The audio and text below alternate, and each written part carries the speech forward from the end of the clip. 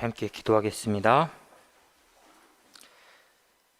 사랑해 주님, 성가대 찬양을 통해 우리의 부모님을 통해 우리가 경험하고 또한 기억하고 있는 하나님의 놀라운 사랑 깨닫게 하시기 다시 감사드립니다. 성가대의 수고와 헌신이 예배 가운데에 하나님의 사랑과 은혜가 더욱 흘러 넘치게 하는 귀한 마중물이 되게 하여 주옵소서.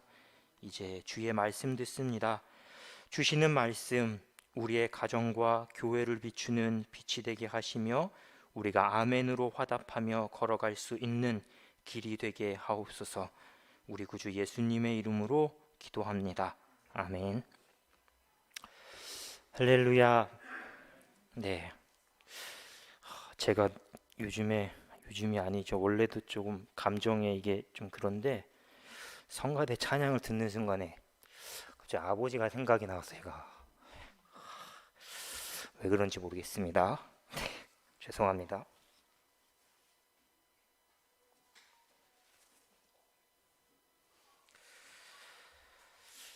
네, 예배 자리로 나온 모든 성도님들 주님의 이름으로 환영하고 또 축복합니다. 어버이 주일이죠. 모든 사람은 누군가의 자녀로 이 땅에 태어나서 그 사랑 가운데에 돌봄을 받으면서 자라나고요. 또 오늘날에는 시대가 많이 변화해서 모든 사람은 다 그렇지 않고 그래도 여전히 많은 사람들이 또 누군가의 부모로서 남은 생을 살아가게 됩니다. 그러므로 부모를 공경한다라는 것, 또 내가 자녀로서 누군가에게 내가 부모로서 자녀의 공경을 받는다라고 하는 것은 우리 모두의 과거이고 또 현재이고 또 미래의 모습이라고 할 수 있습니다. 그런데 분명 나의 일인데, 내가 해야 하는 일인데 현실에서는 부모를 공경하는 일이나 또 내가 자녀에게 공경받는 부모가 되는 것, 그 일이 말처럼 참 쉽지만은 않은 것 같습니다. 당장 저부터 고향에 혼자 계시는 어머님 생각하면 늘 죄송한 마음이 들고, 또 저희 아이들을 생각하면 그들의 자고 있는 모습들을 가만히 보고 있으면 괜히 미안하고 늘 부끄러운 마음이 앞설 때가 많습니다. 특히나 부모가 된 이후부터는 좋은 부모가 어떤 모습일까? 내가 좋은 어른이 된다는 건 어떤 것인가?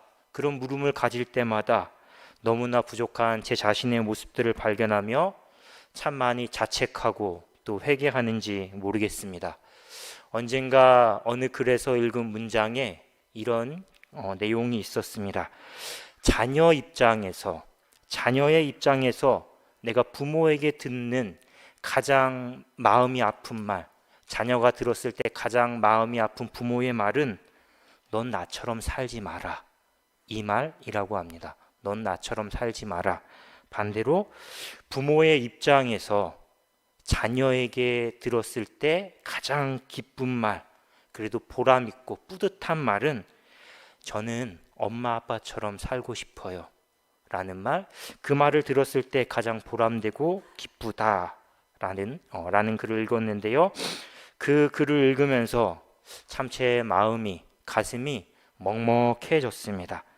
당연히 저는 저의 자녀들이 좋은 사람으로 또 건강한 신앙인으로 잘 자라나기를 기도합니다. 그리고 저의 욕심인지는 모르겠지만 마음 한켠에는 그래도 셋 중에 한 명은 목회자가 되었으면 좋겠다라는 마음을 갖고 있습니다. 그런 마음을 가지고 기도를 하고 있는데요. 하지만 이건 어디까지나 저의 바람일 것입니다. 살아가면서 제가 정말 원치 않는 일이지만 아이들의 신앙이 자라는데 오히려 부모인 내가, 목사인 내가 방해자가 될지도 모른다라는 생각을 할 때가 있습니다. 그리고 지금은 아직 어려서 그렇지만 아이들이 자라나서 분명하게 자기의 주장, 자기의 생각을 펼치게 되는 그런 나이가 되었을 때 혹시라도 우리 아이들이 교회를 떠나지 않을까? 하나님을 떠나지 않을까? 그런 생각을 불현듯 하게 됩니다. 목사의 자녀일지라도, 목회자 가정에서 자란다 할지라도 오히려 목회자인 부모를 바라보면서 상처받고 아파하고 목회자 부모의 연약하고 부족한 모습을 통해서 하나님에 대한 잘못된 경험, 잘못된 생각을 하게 되는 그런 사례들이 얼마나 많이 있습니까? 그 모습들을 바라보면서 나에게, 우리 가정에게도 그런 일이 닥치면 어떡하지? 라는 마음이 들면 가슴이 먹먹해지는 겁니다. 그래도 저에게는 아직 일어나지 않은 일, 미래에 혹시라도 일어날지 모를 생각이지만, 그런 걱정이지만 아마 우리 성도님들에게는 이미 현실에서 가정 가운데에 수없이 부딪히고 또 노력해보고 고민하는, 또 하나님께 기도하는 그 기도의 제목, 현실의 문제이지 않을까 생각하는데요. 그렇습니다. 우리는 내가 한 사람의 신앙인으로, 한 사람의 부모로서 하나님께 인정받고 싶어 합니다. 또 자녀에게 공경받는 부모가 되기를 소망합니다. 동시에 어떻게 하면 우리의 자녀들이 신앙 안에서 잘 성장할 수 있을까? 부자가 되고 또 좋은 학교, 좋은 직장에 취업하는 것도 좋지만 그래도 신앙 안에서, 하나님 안에서 잘 자라나고 행복한 삶을 살 수 있을까? 어떻게 하면? 그런 고민들, 그런 마음들을 늘 갖고 살아갑니다. 바라건대 오늘 함께 나누는 이 말씀이 이런 고민을 안고 기도하고 힘들어하는 우리 성도님들에게 위로의 말씀이 되기를 소망하고, 명확하진 않을지라도 그래도 답을 찾아가는 과정에 조금이나마 도움이 되기를 소망합니다. 말씀을 보면요, 오늘 본문 말씀 8절은 그때에라는, 그때에, 이 시간에 관한 설명으로 말씀이 시작합니다. 본문 바로 앞단락의 사건, 무리바와 마사 사건이 일어난 직후에 오늘 말씀, 이 아말렉과의 전쟁이 일어났다라는 것을 말해줍니다. 이스라엘은 아직 시내산에 도착하기 전입니다. 그러니까 출애굽한 지 아직 50일이 채 지나지 않은 시점에서 하나님께서 가라 하시는 그 길 그대로 따라왔는데, 그래서 르비딤에 도착했는데 마실 물이 없습니다. 마실 물, 위기가 찾아온 것이죠. 그래서 하나님과 모세를 원망합니다. 대적합니다. 여차하면 모세에게 달려들어서 돌을 던질 그런 살기를 띠고 위협, 그런 기세등등한 모습으로 모세를 대적하기까지 했습니다. 그래서 이곳을 하나님과 다투었다라는 뜻으로 무리바라고 하고, 또는 하나님을 시험했다라는 뜻에서 마사라 이름을 짓게 되었습니다. 감사하게도 하나님은 모세에게 지팡이로 바위를 쳐서 물이 솟구치게 하셨고, 그 물로 이스라엘 백성의 갈급함을 해결해 주셨습니다.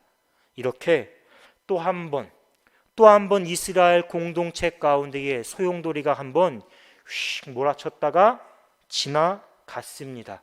그런데 이제 좀 잠잠해지면 좋을 텐데 아말렉이 또다시 기습적으로 이스라엘을 공격해 옵니다. 이미 이스라엘은 계속된 광야 여정에 모두 다 지쳐버린 상태입니다. 더욱이 전쟁을 치러본 경험도 없고요, 그렇다고 군사훈련 하나 제대로 받아본 사람도 경험도 없습니다. 평생을 어떻게 살았습니까? 애굽의 노예로 살았습니다.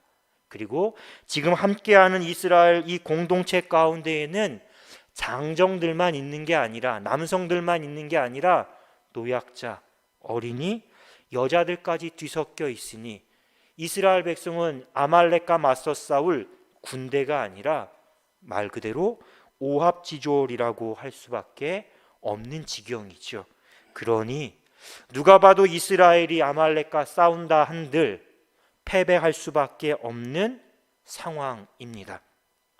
말씀을 준비하며 가만히 생각해 봤습니다.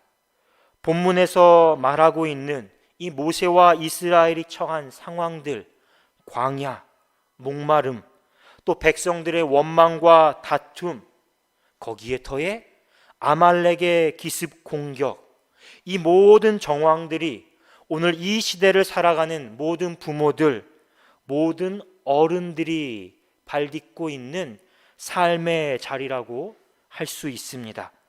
끊임없이 밀려오는 삶의 위기들이 있습니다. 문제들이 있습니다. 하나 끝나면 끝난 게 아니라 계속 몰려 닥치죠. 그런 삶의 자리에서 때로는 그래도 부모인데, 그래도 부모이고 어른인데 내 마음 하나 지키고 내 신앙 하나 지키는 것조차 버거울 때가 있지 않습니까? 부모라면 그래도 좀 든든히 듬직하게 그늘이 되어지고 버팀목이 되어줘야 되는데 나도 견디기 힘든 삶의 정황들이, 현실들이 엄연히 우리에게 있다라는 겁니다. 그런데 여기에 더해서 부모의 뜻과 마음을 아는지 모르는지 대체 그 속을 알 수 없는 자녀들까지 때로는 다독이고 때로는 혼을 내서라도 어디로 데려가야 합니까? 지금 가나안, 약속의 땅 가나안으로 함께 나아가야 하는 것이죠. 그러니 누군가 부모의 역할을, 부모의 자리를 가리켜서 고통의 성직이라고 했습니다. 거룩한 직분인데 참 고통스러운 자리가 부모의 자리라는 건데, 이런 상황에 처했으니 이 말을 우리가 공감하지 않을 수가 없는 것이죠. 하지만 우리는 오늘 말씀 속에서 우리가 부모와 어른으로서 어떻게 살아가야 하는가, 광야와 같은 세상을 살아가는 우리의 가정, 우리의 자녀들에게 무엇을 우리가 가르쳐야 하는가에 대해서 그 실마리를 찾을 수가 있습니다. 답은 단순하지만 명료합니다. 기도입니다. 기도. 먼저는 부모이자 어른인 우리가 먼저 깨어서 하나님께 기도해야 될 줄 믿습니다. 본문 9절을 보면요, 모세는 아말렉의 공격에 두 가지 행동을 취합니다. 먼저는 여호수아에게 장정들을 뽑아서 나가서 아말렉과 싸우라 이렇게 지시하죠. 그리고 모세는 어떻게 했습니까? 아론과 훌을 데리고 함께 산에 오릅니다. 산에. 위험한 전장으로 여호수아를 나가라고 하고 모세 자신은 슬그머니 뒤로 빠져서 자기 목숨을 보전하려는 그런 비겁한 행동으로 보이십니까? 아닙니다. 지금 모세는요, 더 중요한 일을 하기 위해 산에 올라가는 겁니다. 바로 기도하기 위해서 산에 올라가는 거죠. 모세는 지금까지 자기가 지나온 삶을 통해서 그래, 인생은 칼로 싸워서 이기는 것이 아니다. 칼만 가지고 내가 싸워서 이길 수가 없구나. 이 사실, 이 인생의 진리를 절실히 깨달았습니다. 출애굽기 말씀을 보면요, 하나님의 부름을 받기 전 모세의 그 행적, 삶의 여정을 단순히 시간의 흐름에 따라서 쭉 그냥 나열하는 방식으로 소개를 합니다. 출애굽기는. 그런데 이런 출애굽기와 다르게 사도행전 7장 말씀, 스데반의 설교를 보면 똑같은 모세의 삶에 대해서 기록하고 있지만 왜 그렇게 모세가 행동했을까? 모세의 마음, 모세의 심리 상태의 해석을 곁들여서 소개합니다. 스데반 집사가 사도행전 7장 22절 이하의 말씀 화면으로 띄웠는데요, 우리 함께 말씀을 22절 이하의 말씀을 함께 읽어보도록 하겠습니다. 시작. 모세가 애굽 사람의 모든 지혜를 배워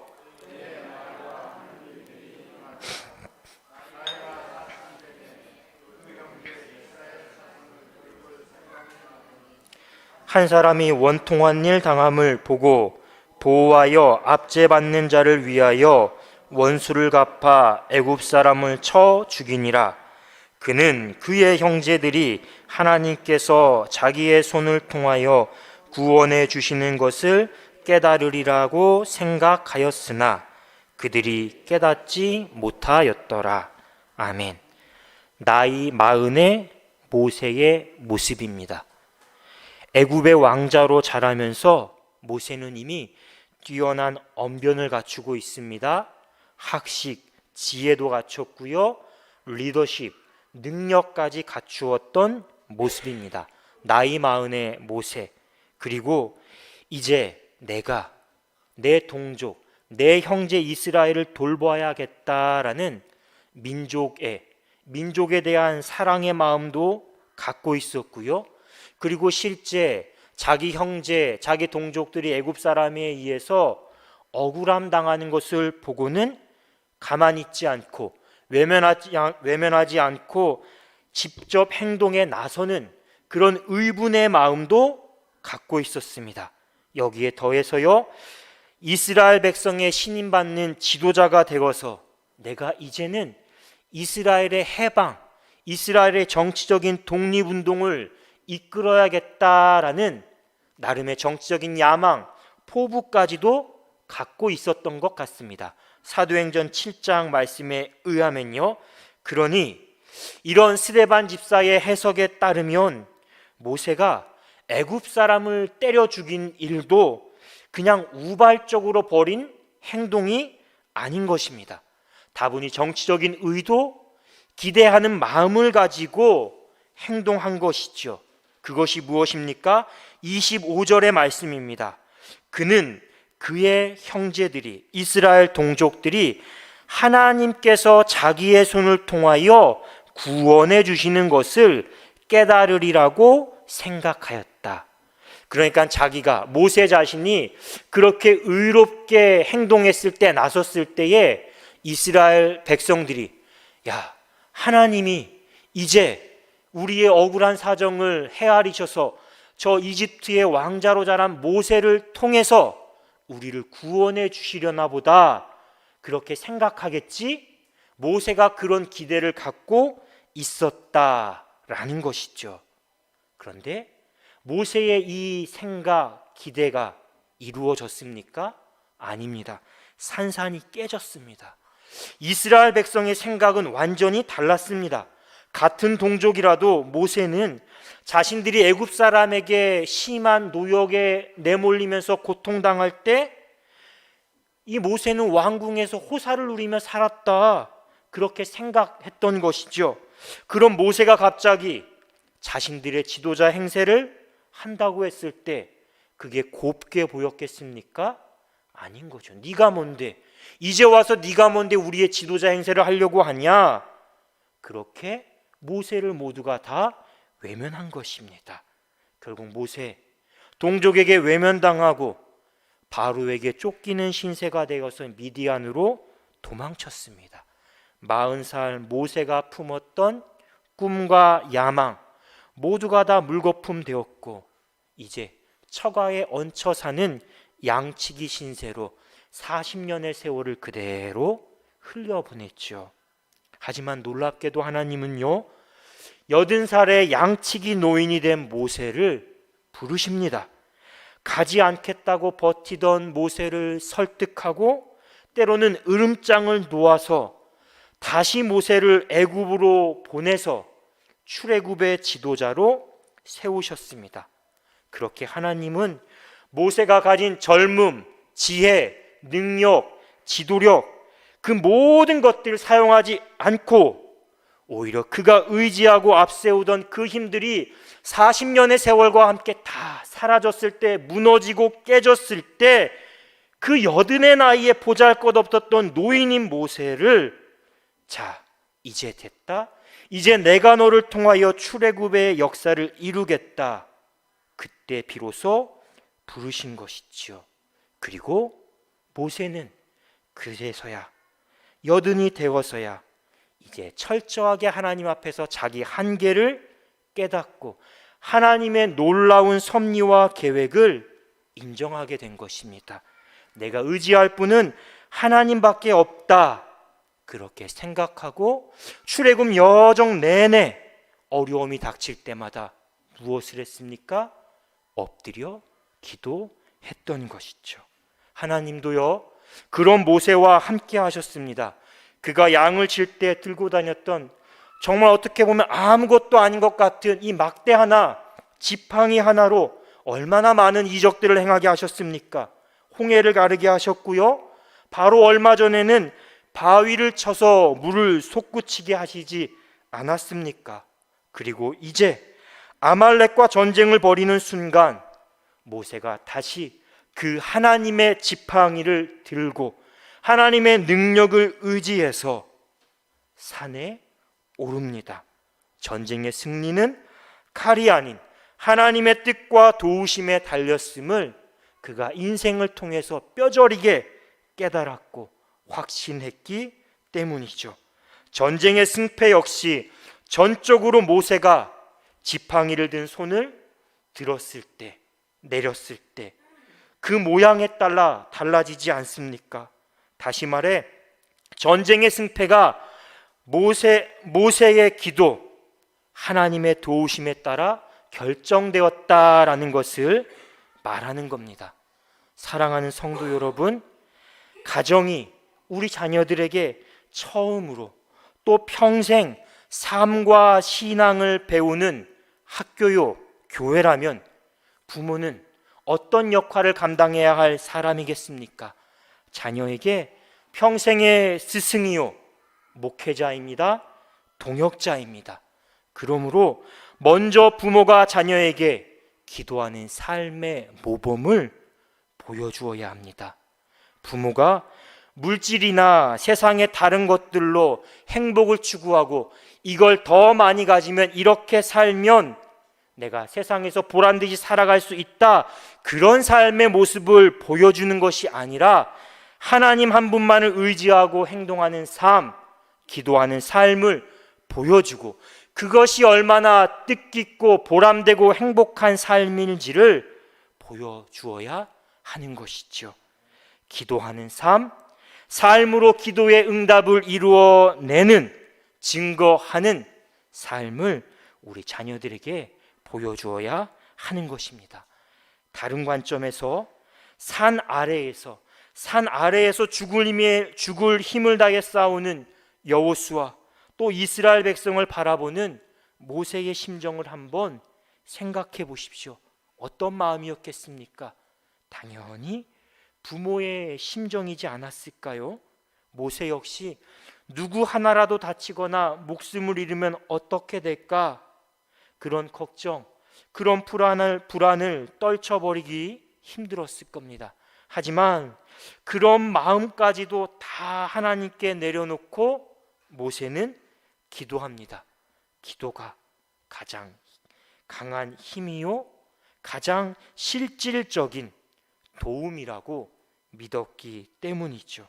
마찬가지로 오늘 우리가 자녀들을 위해서 할 수 있고 마땅히 해야 할 가장 큰 사랑, 가장 큰 도움, 기도인 줄 믿습니다. 그러나 아무리 우리가 자녀를 위해 기도해야겠다 생각하고 노력한다 할지라도 막상 하려고 해도 어떤 때는 어떻게 내가 기도해야 될지 막막하고 힘들 때가 있습니다. 또 부모로서 자녀를 위해 열심히 기도하는 그 순수한 마음과 별개로 자칫 부모로서 기도하지만 내가 자녀를 위해 기도하는 그 기도의 내용이 세상적인 성공만을 위해 기도하거나 때로는 내가 이루지 못한, 내가 바라고 있는 나의 욕심을 투영해서 하나님께 기도할 수도 있습니다. 부모 역시나 연약한 인간이기 때문에 그런 위험에, 그런 어리석음에 빠질 수 있는 것이죠. 그래서 기도를 하는 것도 중요하지만 잘 하는 건 더 중요합니다. 제가 우리 성도님들께 한 가지 방법을 소개하자면, 또 이미 많은 우리 성도님들께서 하시겠지만요, 자녀를 위해 기도할 때 자녀를 위한 말씀을 선택하시고 그 말씀을 묵상하고 암송하며 기도할 수 있기를 권면드립니다. 저의 경우는요, 아이들이 태중에 있을 때부터 줄곧 시편 1편의 말씀, 그 한 말씀만 붙잡고 내내 기도합니다. 내가 아무리 힘쓰고 노력해도 할 수 없지만 하나님 그의 삶을, 자녀들의 삶을 인도하셔서 복된 삶으로 하나님께서 책임져 주시고 인도해 주시기를 바랍니다. 그 마음으로 암송하고 묵상하면서 기도하는 것이죠. 바라건대 우리 성도님들께서도 기도하되 기도를 잘 할 수 있기를 축복합니다. 두 번째는 우리가 기도하는 가정을 세워야 합니다. 오늘 말씀에서 우리는 가족 모두가 함께 기도하는 것이 얼마나 중요한지를 다시금 발견하게 됩니다. 12절 말씀을 보면 피곤함에 모세의 팔이 내려온 것을 지켜보던 아론과 훌이 어떻게 행동합니까? 돌을 가져다가 모세를 그 위에 좀 더 편안하게 앉히죠. 그리고 모세의 좌우의 팔을 아론과 훌이 붙들어 올리지 않습니까? 그래서 기도하는 모세의 손이 해가 질 때까지 떨어지지 않도록, 내려오지 않도록 도웁니다. 동역하는 것이죠. 우리가 잘 아는 것처럼 아론은 모세의 형입니다. 그럼 훌은 누구일까요?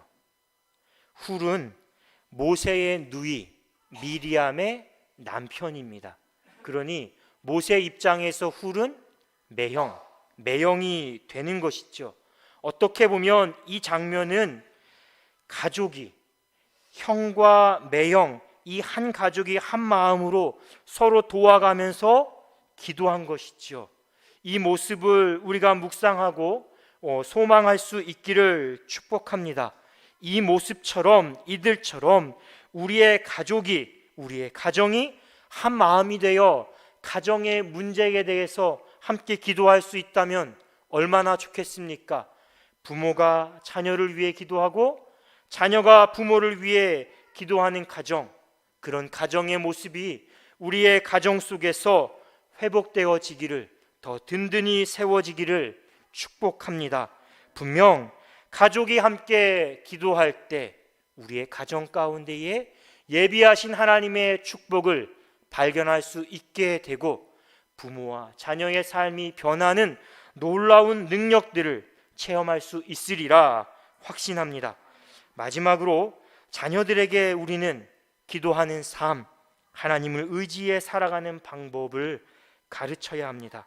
하나님은 아말렉과의 전쟁을 승리하게 하신 후에 이 모든 것을 책에 기록하라, 기념하라, 이렇게 명령하셨습니다. 특별히 모세에게 여호수아의 귀에 외워 들리라, 단단히 일러두라, 이렇게 말씀하시지 않았습니까? 그렇다면 하나님이 왜 이 전쟁의 승리를 기록하라, 기념하라 라고 말씀하셨을까요? 지금 당장은, 이번 한 번은 승리했습니다. 이겼습니다. 하지만 앞으로 아말렉과의 싸움, 아니 아말렉보다 더 강한 수많은 이방 민족들과의 싸움이 남아 있습니다. 그러니 그때를 대비해서 이스라엘 백성은 승리하는 방법, 자기 힘이 아니라 하나님을 의지해 싸우는 방법, 기도로 세상과 맞서서 승리하는 방법을 자녀들에게, 후손들에게 가르쳐라, 알게 하라라고 말씀하신 것이죠. 특별히 여호수아는 어떤 사람입니까? 모세의 뒤를 이어 이스라엘의 지도자가 될 사람입니다. 모세 없이 이스라엘을 이끌고 가나안 정복 전쟁을 수행해야 되는 사람 아닙니까? 그러니 누구보다 오늘의 승리, 이 승리의 비결을 여호수아 마음에 새기고 따라야 했기 때문에 모세에게 여호수아의 귀에 외워 들리게 하라, 그로 하여금 단단히 이 말씀을 붙잡게 하라라고 명령하신 거죠.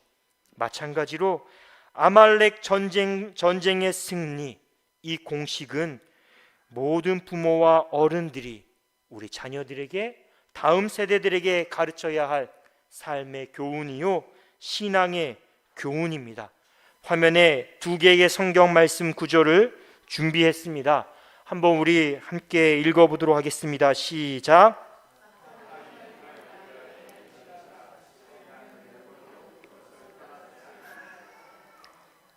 오직 여호와를 앙망하는 자는 새 힘을 얻으리니 독수리가 날개치며 올라감 같을 것이요 다른 박질하여도 곤비하지 아니하겠고 걸어가도 피곤하지 아니하리로다. 아멘. 누군가 우리 인생을 가리켜서 전쟁의 연속이라고 하지 않았습니까? 그런데 모세가 여호수아를 대신해 싸워줄 수 없는 것처럼 부모가, 내가 아무리 부모라고 해도 자녀를 위해 인생을 대신 살아줄 수 없지 않습니까? 아무리 부모가 열심히 자녀를 위해 기도한다고 해도, 물심양면으로 지원하고 돕는다고 해도 한계가 뚜렷합니다. 내가 자녀의 삶을 대신 살아줄 수 없습니다. 그러니 다른 무엇보다도 우리는 자녀들에게 기도하는 삶, 하나님을 의지해 살아가는 방법을 가르쳐야 합니다. 왜냐하면 그래야 우리의 자녀들이 사울처럼 실패한 인생, 하나님의 근심, 하나님의 후회가 되는 삶을 살지 않기 때문이죠. 사무엘상 15장에 가면요, 하나님은 사무엘을 통해서 사울에게 아말렉을 진멸하라 라고 명령하십니다. 바로 오늘 본문의 이야기, 아말렉이 이스라엘이 출애굽할 때 공격했던 이 아말렉의 죄에 대한 하나님의 심판입니다. 사울은 전쟁에서는 승리했습니다. 하지만 하나님의 명령을 어기고 아말렉의 왕이었던 아각을 살려두고요, 아말렉이 갖고 있었던 수많은 그 좋은 것들, 기름진 것들은 슬그머니 따로 챙겨둡니다. 심지어 전쟁의 승리가 하나님이 도우셔서 이기신 것이 아니라 나 때문에, 왕인 내가, 지휘관인 내가 뛰어났기 때문에 승리했다, 그렇게 생각해서 승전비까지 세웠습니다. 그러니 하나님의 후회가 되고 하나님의 근심이 되는 삶, 그 삶이 사울의 삶이 되었던 것이죠. 반면 오늘 말씀에서 모세는 어떻게 합니까? 하나님이 승리하게 하셨다, 하나님의 이름을 높입니다. 찬양합니다. 그리고 그곳에 제단을 쌓고 감사의 제사를 드리며 여호와 니시, 승리의 깃발이 되시는 여호와 하나님, 그분의 이름을 높이 올려 드립니다. 그렇게 영광을 돌리지 않습니까? 사랑하는 성도 여러분, 아무리 자녀에게 공경받는 부모가 되는 방법, 우리의 자녀들이 신앙 안에서 행복한 삶을 살아갈 수 있도록 인도하는 방법 고민하고 고민해봐도 결론은 기도입니다. 기도 외에는 정말 뾰족한 수가 생각나지 않았습니다. 아무리 노력하고 좋은 걸 가져다 주고 좋은 말을 전해준다 하더라도 우리 자녀들에게, 다음 세대들에게는 그 모든 것들이 간섭이고 잔소리로 들리는 경우가 많기 때문이죠. 먼저는 부모요 인생과 신앙의 선배인 우리가 먼저 하나님을 의지하고 신뢰하는 삶, 기도하는 삶을 살아야 합니다. 우리의 가족이 함께 기도하고 우리의 자녀들에게 기도하는 삶을 가르쳐야 합니다. 물론 쉽지 않은 일입니다. 우리 성도님들께서 지금도 노력하고 애쓰지만 그때마다 수없이 실패한 경험 다 많이 가지고 계실 겁니다. 하지만 기도는 노동이라고 합니다. 노동인데 기도는 거룩한 노동이라고 합니다. 그리고요, 기도하는 사람들이 꼭 놓치지 말아야 할 삶의 자세, 신앙의 자세가 있습니다. 기도하고 기대하고 기다리는 자세입니다. 그저 우리는 하나님의 능력과 하나님의 선한 뜻에 의지해 기도하고 기대하고 기다릴 뿐입니다. 그 믿음, 그 소망을 가지고 기도한다면 언젠가 하나님께서 우리 자녀들의 삶 가운데에, 그들의 마음 가운데에 역사하셔서 함께 기도하고 예배하는 삶을 회복하게 하시리라 믿습니다.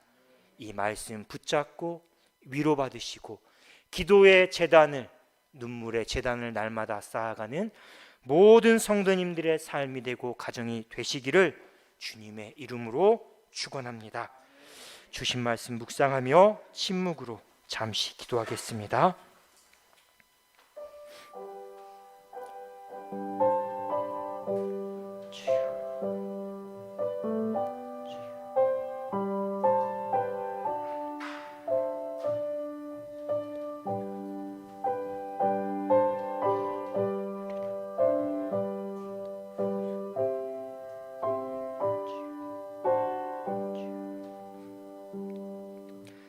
사랑의 주님, 우리의 가정이 더욱 믿음 위에 굳게 서기를 소망합니다. 우리가 주님을 닮은 모습으로 자녀에게 공경받는 부모와 어른이 되게 하시고 주님의 마음으로 한결같은 사랑을 베풀어 주신 부모를 공경하는 자녀가 되게 하여 주옵소서. 잘하고 싶은 마음은 굴뚝 같은데 참 쉽지 않고 잘 되지 않는 것이 부모와 자녀의 관계입니다. 하지만 주님, 오늘도 우리는 그 관계의 회복, 믿음의 회복을 위해 하나님께 기도합니다. 기도하되 낙심하지 말게 하시고 애타는 마음, 눈물로 뿌린 기도의 씨앗이 우리 부모와 자녀의 삶 가운데에 자라나고 열매 맺게 하여 주시옵소서. 우리 주 예수 그리스도의 이름으로 기도합니다. 아멘.